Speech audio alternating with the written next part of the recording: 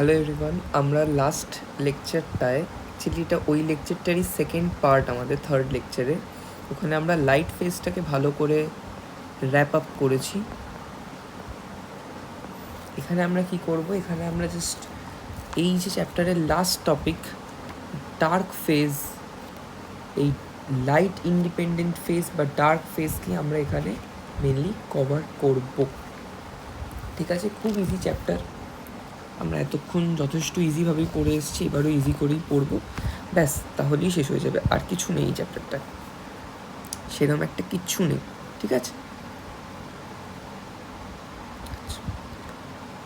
এবার আমাদের ব্যাপারটা হচ্ছে এই light phase. First of all প্রথমেই একটুখানি ক্লিয়ার করে নেবো জায়গাটা, জাস্ট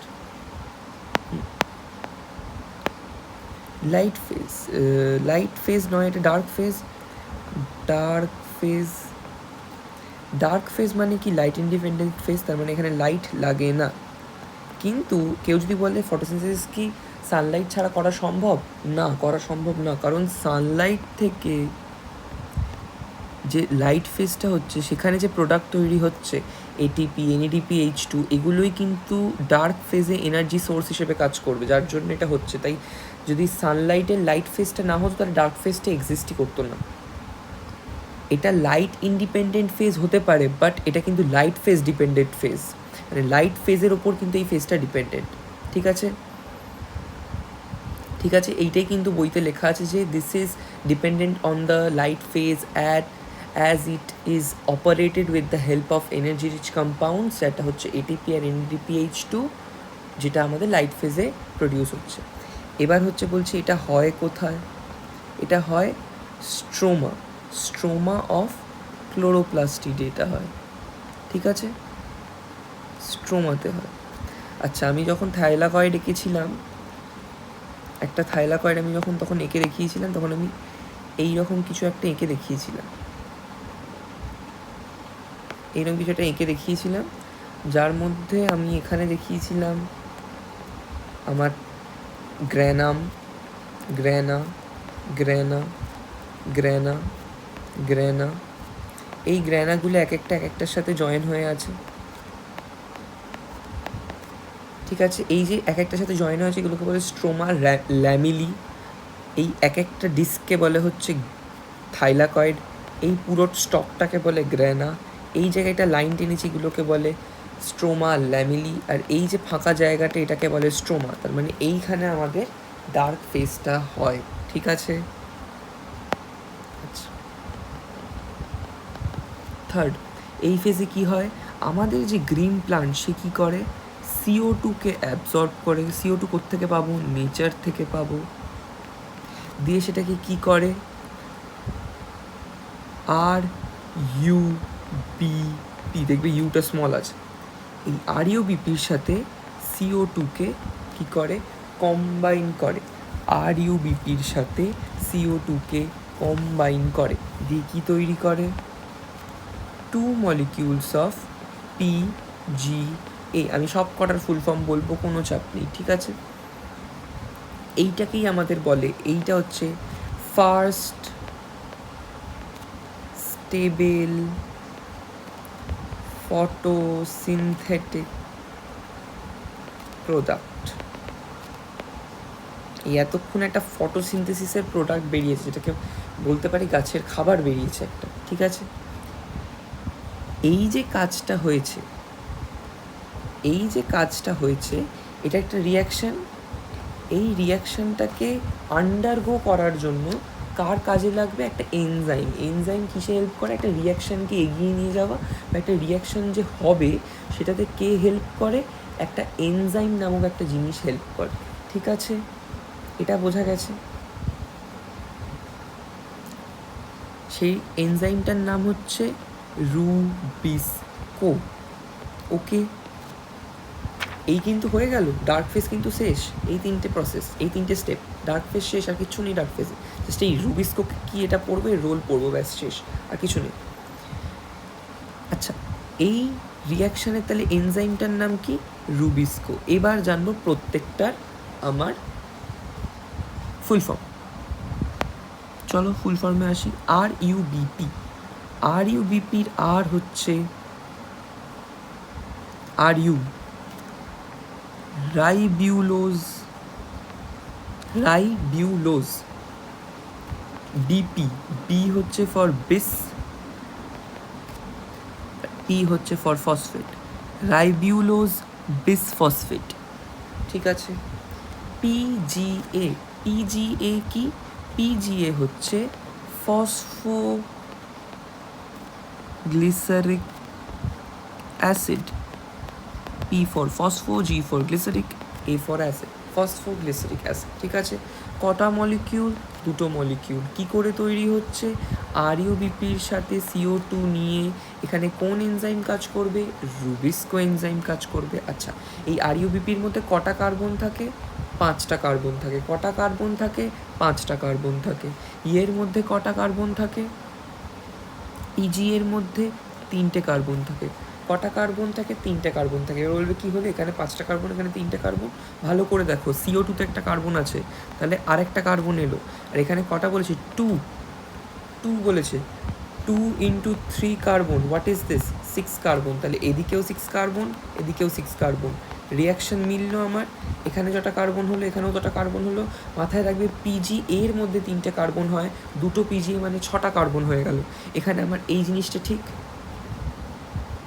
ঠিক আছে, হয়ে গেল। এবার রুবিস্কোর ফুল ফর্ম কি?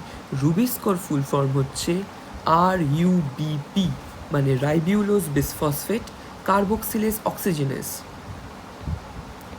কার্বক্সিলেজ অক্সিজেনেস,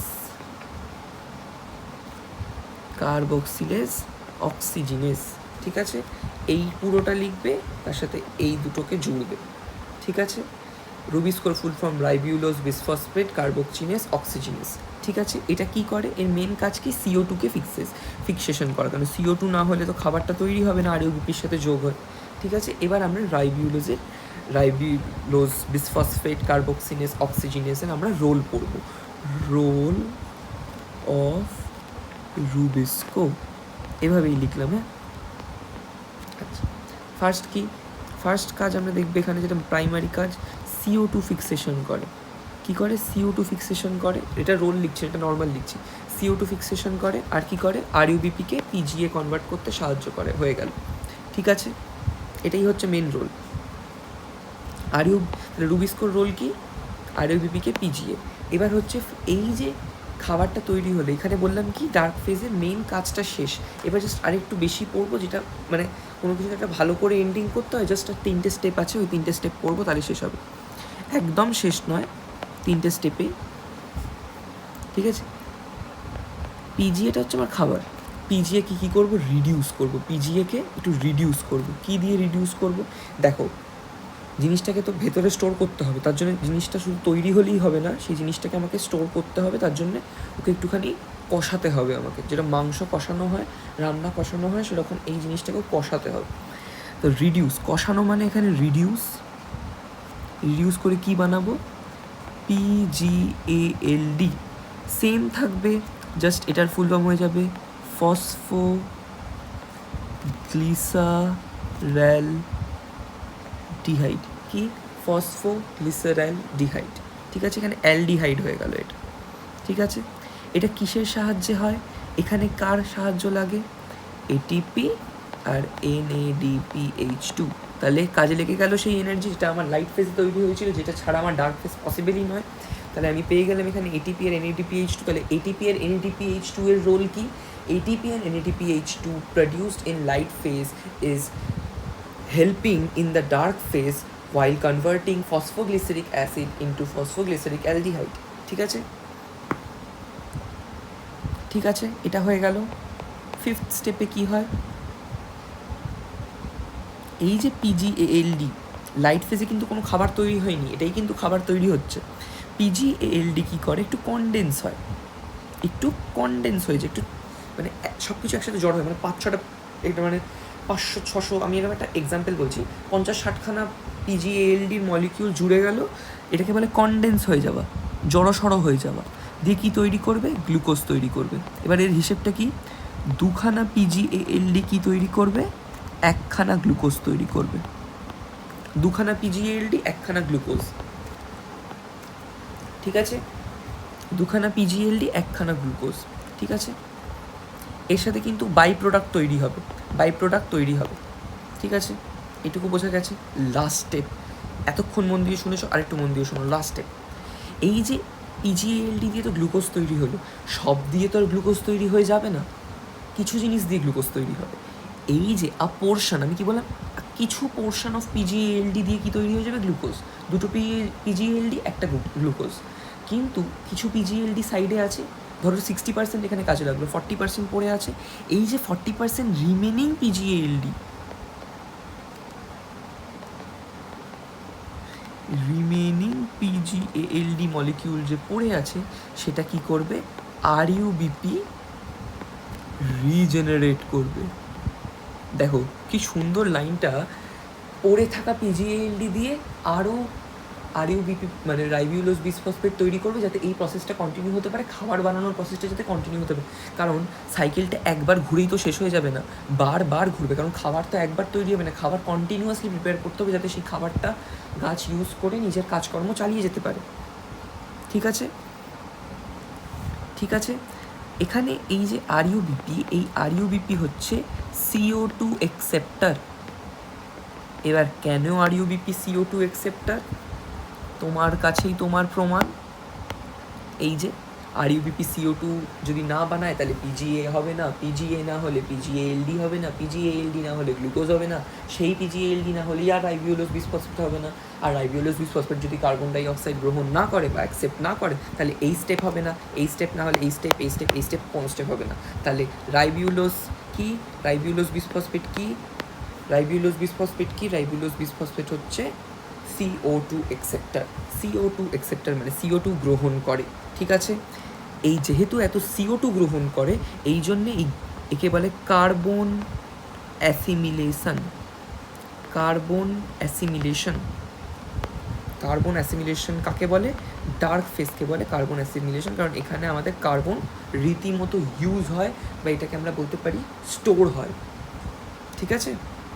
কারণ কার্বন ডাইঅক্সাইড যদি না আসে তাহলে আরইউবিপি হবে না, আরইউবিপির 5টা কার্বন আর কার্বন ডাইঅক্সাইডের একটা কার্বন মিলিয়ে 6টা কার্বন মিলিয়ে আমার ফসফোগ্লিসারিক অ্যাসিড হবে না, ফসফোগ্লিসারিক অ্যাসিড না হলে আমার ফসফোগ্লিসারাল অ্যালডিহাইড হবে না, ফসফোগ্লিসারাল অ্যালডিহাইড না হলে আমার গ্লুকোজ হবে না, গ্লুকোজ না হলে আমার খাবার হবে না, ব্যাস হয়ে গেল।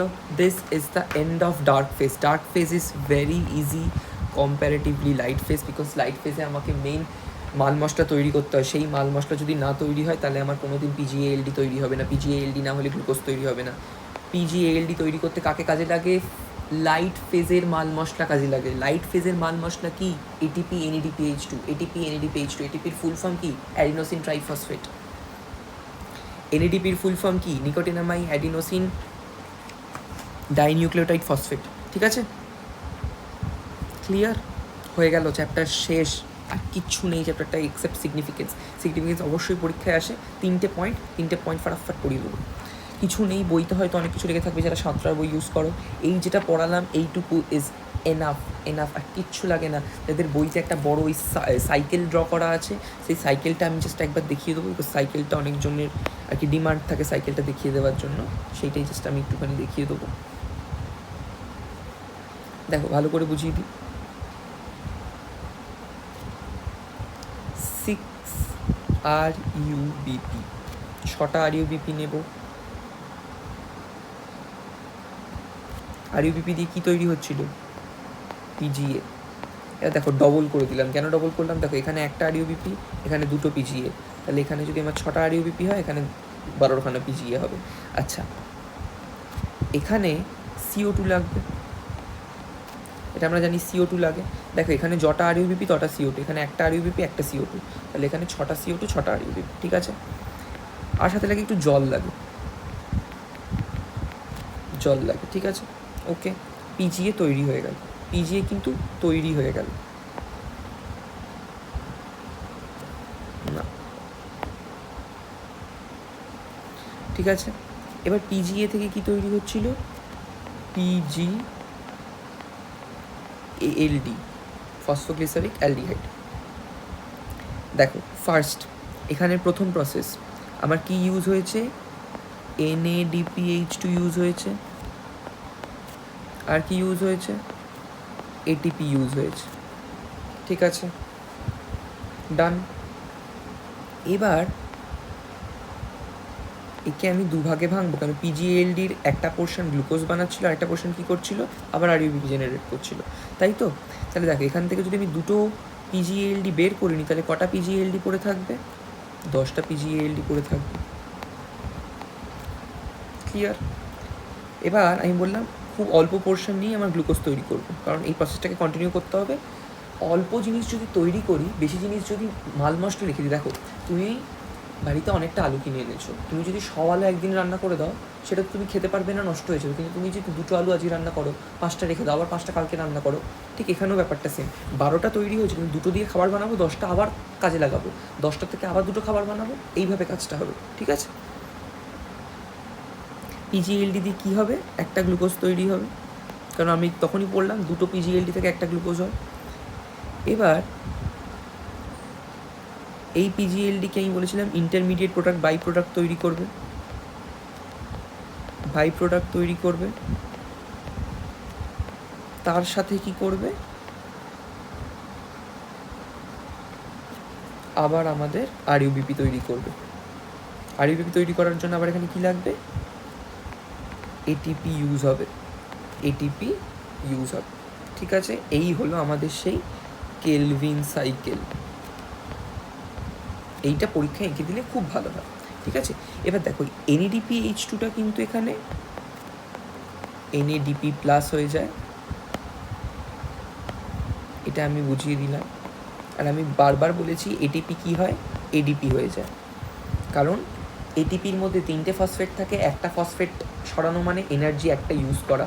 আর যেহেতু ATP এর মধ্যে যেহেতু 3টে ফসফেট আছে, জেনারেলি থাকা উচিত একটা ফসফেট, দুটো ফসফেটকে যেহেতু জোর করে লাগানো, এর মধ্যে থেকে যে কোনো একটা ফসফেটকে যদি আমি টেনে খুলি, তার মানে অনেক শক্তি দিয়ে, যেরকম লাগিয়েছি অনেক শক্তি দিয়ে খুলবো, এই যেই একটাকে খুলবো ফসফেট, অমনি আমি অনেক এনার্জি পেয়ে যাবো, আর আমি আমার কাজ করতে পারবো। ব্যাস, this is Calvin cycle, done done, nothing is left, nothing nothing nothing, done. ঠিক আছে, এবার বাস আমরা এটা একটু তোমরা স্ক্রিনশট নিয়ে নিতে পারো। ঠিক আছে, এবার আমরা পড়ব সিগনিফিকেন্স। ভালো করে বুঝবে, ফটোসিনথেসিসের কিন্তু অনেক ইম্পর্টেন্স আছে, কারণ লাইফটা চলছেই ফটোসিনথেসিসের জন্য। প্লান্ট নিজেকে চালাচ্ছে, তারপর আমরা প্লান্টের থেকে নিচে দিয়ে চালাচ্ছি। প্ল্যান্ট, অ্যানিমেল সবাই ডিরেক্টলি ইনডিরেক্টলি কিসের ওপর ডিপেন্ডেন্ট, ফটোসিনথেসিস। প্লান্ট নিজে ডিরেক্টলি ফটোসিনথেসিসের ওপর ডিপেন্ডেন্ট।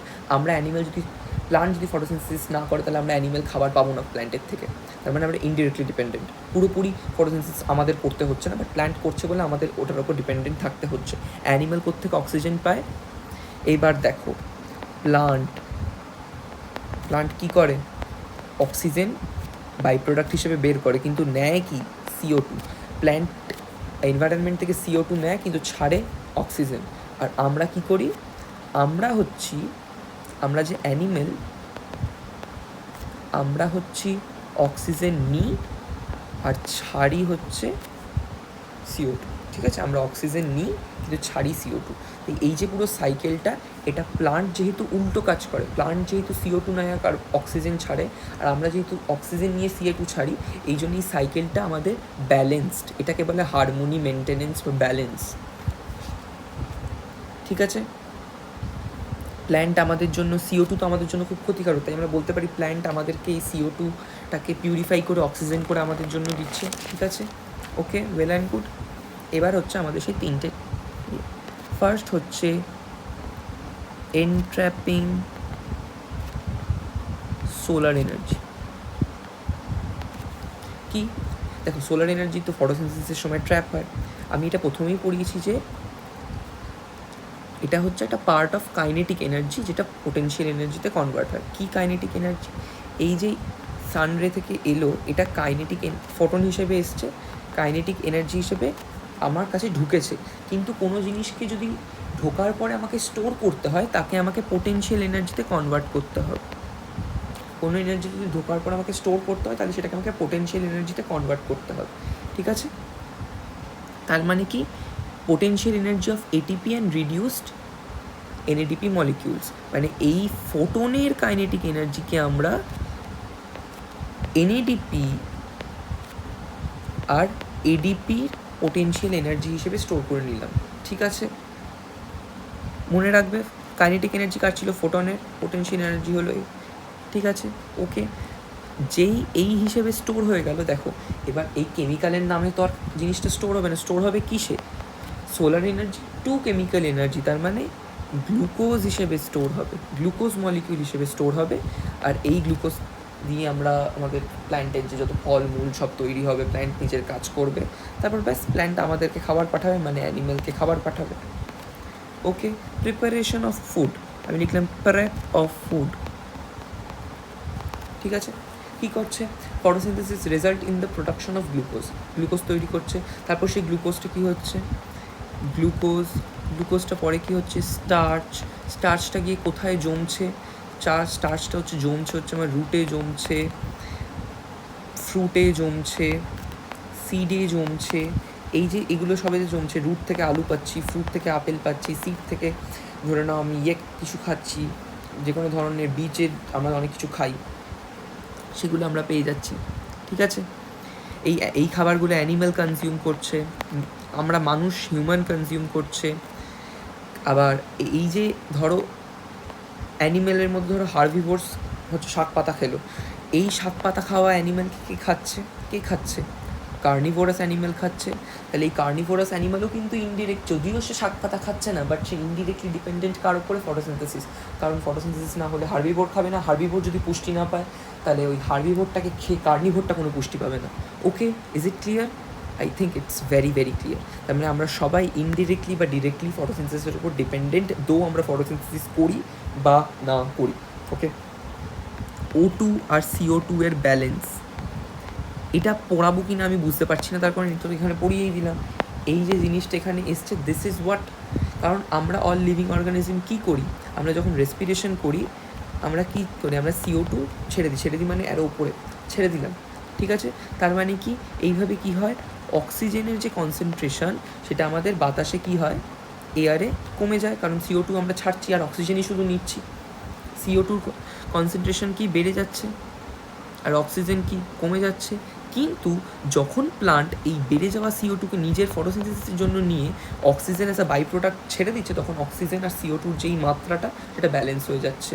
ঠিক আছে, ধরো প্ল্যান্ট নিল CO2, বানালো খাবার, দিয়ে বানিয়ে দিল O2, এই O2 নিলাম আমি O2 নেওয়ার পরে তৈরি করে দিলাম আবার CO2।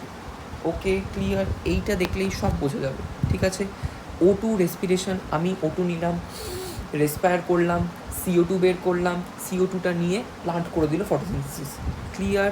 Very very very very clear.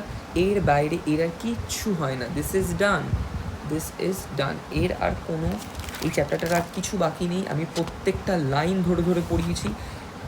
ইউটিউবে মোস্ট প্রবলি লেকচার 1টা আপলোড করা নেই, বিকজ ওটা ডাউনলোড করা যায়নি, বাট আমি পুরো জিনিসটা পড়িয়েছি।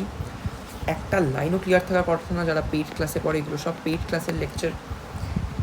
এর পরের দিনে আমরা মিনারেল নিউট্রিশন পড়বো। মিনারেল নিউট্রিশন জাস্ট একটা ক্লাসের জিনিস, একটা ক্লাসে পড়ে একটা ক্লাসেই সব শেষ করে দেবো। কিচ্ছু নেই মিনারেল নিউট্রিশনে, সেখান থেকে সেরকম কোয়েশ্চেনও আসে না। আমাদের যেটা মেন বড় চ্যাপ্টার থাকে, সেটা হচ্ছে ট্রান্সপিরেশন পড়বো আমরা, একটু বেশ বড়োই চ্যাপ্টার, জাইলেম ফ্লোয়েম সব পড়তে হবে। এরকম 2-3টে লেকচার আমাদের লাগবে। তারপর আমরা একেবারে রেসপিরেশনে চলে যাব। রেসপিরেশন অনেক বড় চ্যাপ্টার। তারপর ডাইজেশন আছে অনেক বড় চ্যাপ্টার। ঠিক আছে, সার্কুলেশন, এগুলো সব বড় বড় চ্যাপ্টার।